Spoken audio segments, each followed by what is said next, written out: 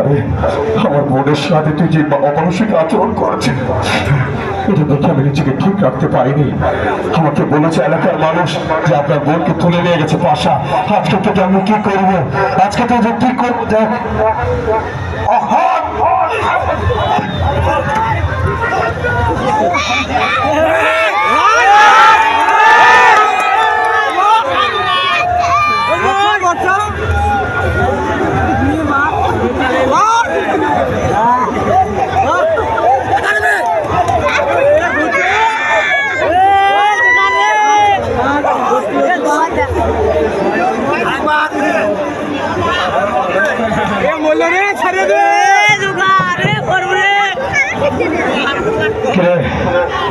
আমি তোকে বলেছিলাম না, আমি তোকে এমন শিক্ষা দিব, সেই শিক্ষা দেখে এই দেশে কোনো সন্ত্রাসীর জন্ম না হয়, সন্ত্রাসীর জন্ম হবে না।